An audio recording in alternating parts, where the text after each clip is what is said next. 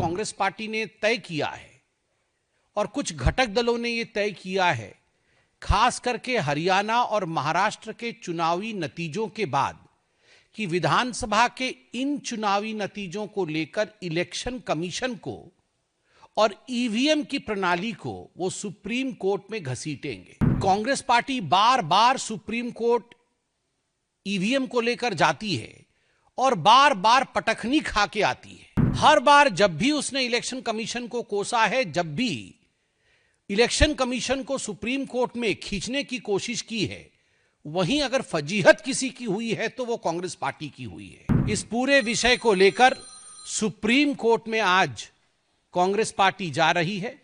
ये दिखाता है कि संविधान के प्रति कांग्रेस पार्टी के मन में सम्मान नहीं है। इलेक्शन कमीशन ने कि आप आइए और हैकाथॉन करके दिखाइए कि ईवीएम की मशीन को हैक किया जा सकता है या नहीं। उस समय ये सारे घर में सो रहे थे। एक भी कांग्रेसी या एक भी इंडी गठबंधन का कोई व्यक्ति हैक करने नहीं गया था। विगत कुछ दिनों से आप देख ही रहे हैं कि जो राजनीतिक परिदृश्य है वो किस प्रकार से, मैं कहूंगा, उथल पुथल में है। एक तरफ संविधान की चर्चा की ओर भारत का सदन बढ़ रहा है और वहीं एक बात स्पष्ट होते जा रही है कि कांग्रेस पार्टी के मन और कर्म कहीं भी संविधान के प्रति सम्मान का भाव नहीं है। There is no respect whatsoever either in the functioning or in the words of the Congress party for the Constitution of India. दो खबरें आज महत्वपूर्ण है और मुझे लगता है इन दोनों विषयों पे आज विस्तार से भारतीय जनता पार्टी अपने पक्ष को रखेगी।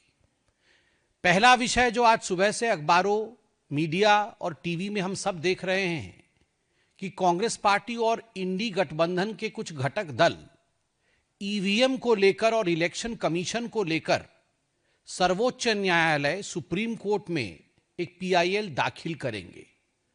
और दूसरी खबर जो आज बहुत महत्वपूर्ण है और बहुत कष्टदायी भी है, वह है कि राज्यसभा के चेयरमैन और देश के उपराष्ट्रपति माननीय जगदीप धनखड़ जी के खिलाफ एक अविश्वास प्रस्ताव, नो कॉन्फिडेंस मोशन, इसका नोटिस सर्व करना, ये दोनों खबरें विचलित करने वाली हैं और ये दोनों खबरें भारत के संविधान को कुचलने वाली हैं।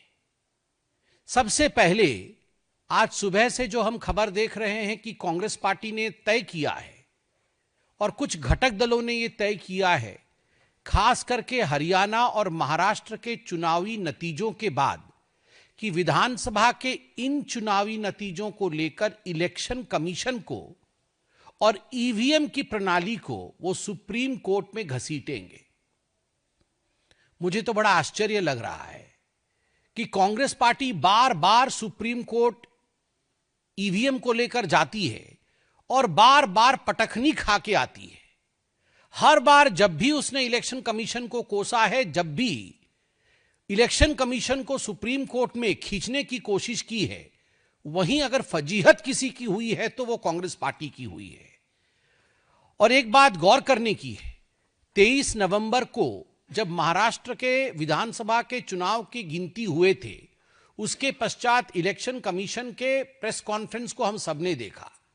इलेक्शन कमीशन ने कहा कि 288 विधानसभा, 288 विधानसभाओं में 1440 वीवीपैट यूनिट, अर्थात हर विधानसभा में जो नियम कहता है कि 5 वीवीपैट यूनिट के वीवीपैट्स और गिनती में मिलान होना चाहिए, वो मिलान किया गया है और वो 100% एक्यूरेट और परफेक्ट निकला है। अर्थात ईवीएम का काम करने का तरीका और इलेक्शन कमीशन ने इस पूरे प्रक्रिया को सीसीटीवी में कैद करके प्रेस कॉन्फ्रेंस के माध्यम से हम सबके सामने और देश के सामने रखा है।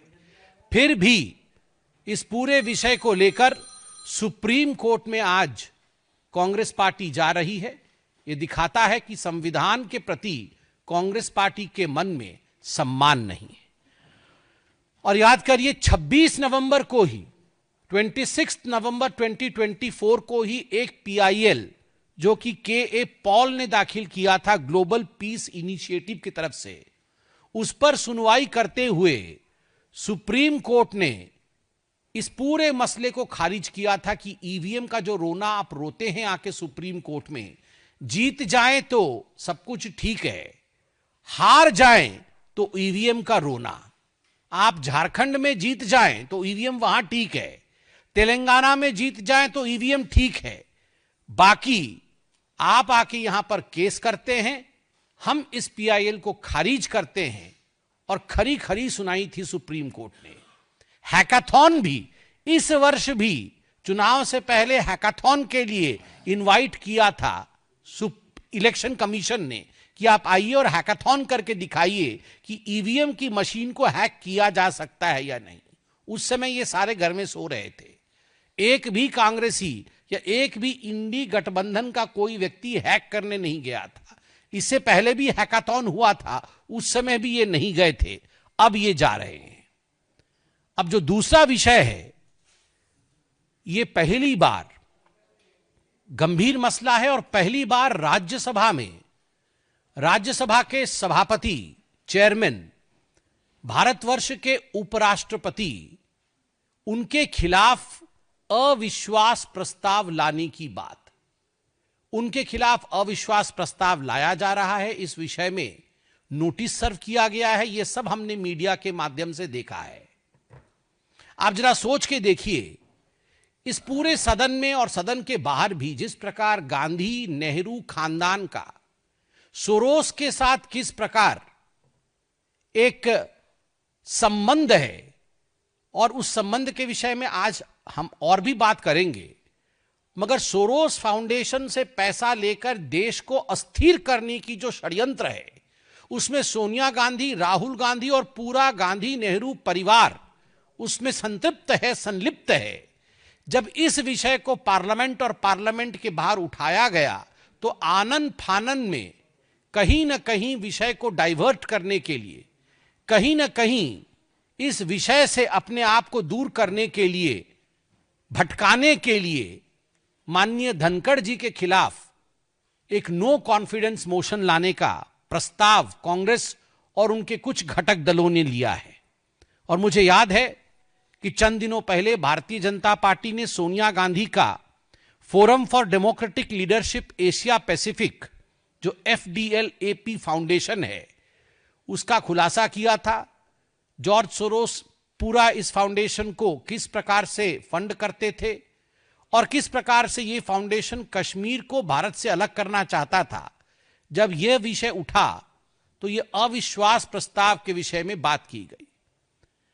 दुख इस विषय बात को लेकर है कि कांग्रेस पार्टी ये जो अविश्वास प्रस्ताव ला रही है, इससे पहले भी आप देखिए प्रधानमंत्री जी के खिलाफ अपशब्दों का प्रयोग किया गया, प्रधानमंत्री जी को भी बख्शा नहीं गया। महामहिम राष्ट्रपति जी आदरणीय द्रौपदी मुर्मू जी के साथ जिस प्रकार का बर्ताव किया गया, उनके लिए जिन शब्दों का प्रयोग किया गया, उसको लेकर भी हमने प्रेस कॉन्फ्रेंस के माध्यम से आपको सच्चाई बताया है। और अब उपराष्ट्रपति जी के खिलाफ इस प्रकार का वाकया, मुझे तो आश्चर्य इस बात का होता है कि ये कांग्रेस पार्टी जाति जाति, कास्ट कास्ट कार्ड खेलती है। एक ओबीसी प्रधानमंत्री का तो हर दिन ये अनादर करते हैं। एक ओबीसी प्रधानमंत्री के लिए जिन जिन शब्दों का प्रयोग किया गया, लट से मारेंगे, जनता इनको लट से मारेगी, ये नीच आदमी है, इस प्रकार के शब्दों का प्रयोग किया गया प्रधानमंत्री नरेंद्र मोदी जी के लिए। एक ट्राइबल समाज से आई हुई उड़ीसा की बेटी द्रौपदी मुर्मू जी के लिए कांग्रेस पार्टी के उस समय के एलओपी अधीर रंजन चौधरी जी ने जिन शब्दों का प्रयोग किया, मैं उसे दोहराना नहीं चाहूंगा। और अभी भी हाल फिलहाल में राष्ट्रपति महोदया बैठी भी नहीं थी कुर्सी में, राहुल गांधी बैठ जाते हैं, उनके सामने खड़े होने की भी कर्टसी नहीं दिखाते हैं, सम्मान नहीं दिखाते हैं।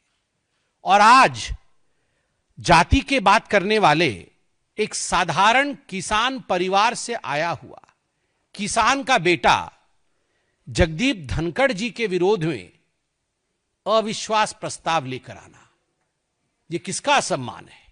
यह किसान पुत्र का असम्मान है। A man who comes from a humble background, उसका असम्मान है। और आप जाति की बात करते हैं। मैं आपको एक स्पष्ट रूप से बता दूं यहां पर कि कांग्रेस पार्टी भी जानती है, घटक दल भी जानते हैं कि संख्या उनके हक में नहीं है। This notice is going to fall, यह नोटिस गिर जाएगा, कुछ होगा नहीं। मगर केवल जाट समुदाय का किस प्रकार से असम्मान करना है, इस भाव के साथ पहली बार राज्यसभा के पटल पर कोई पार्टी राज्यसभा के सभापति के खिलाफ इस प्रकार की नोटिस लाने की हिमाकत कर रही है। जाट वतन परस्त होते हैं। जाटों ने अपनी खून बहाई है हिंदुस्तान की आजादी के लिए, हिंदुस्तान के लिए। आज आप एक जाट उपराष्ट्रपति के ऊपर इस प्रकार से आक्षेप लगा रहे हैं, आप उनको कहीं ना कहीं कलंकित करने की चेष्टा कर रहे हैं कि वो अपना काम ठीक से नहीं कर रहे हैं। मैं आपको बता दूं, एक किसान पुत्र, एक जाट कभी झुकता नहीं, वो कभी नहीं झुकेगा।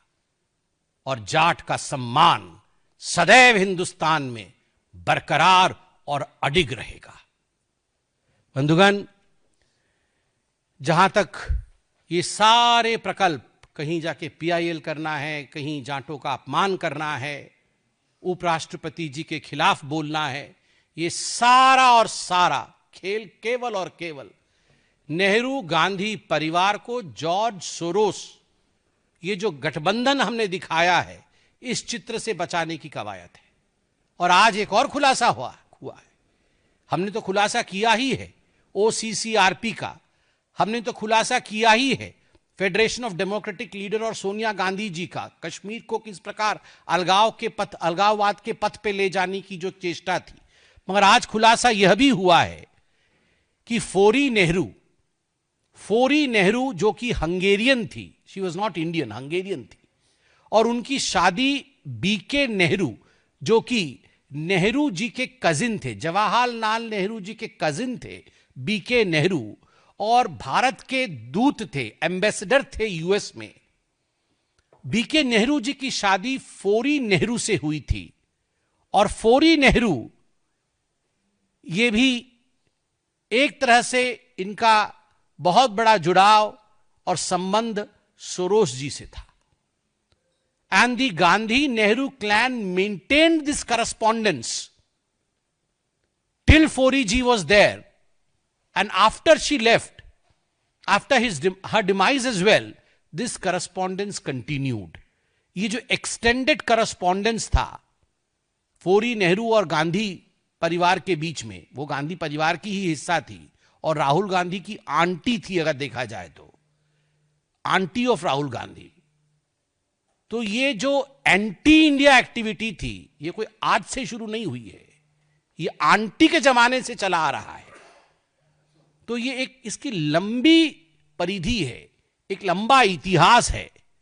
और मैं कहूंगा इन सभी चीजों को छुपाने के लिए आज अंततोगत्वा जिस प्रकार से संविधान के खिलाफ कांग्रेस पार्टी काम कर रही है, वो सब भी हमसे छुपा नहीं है।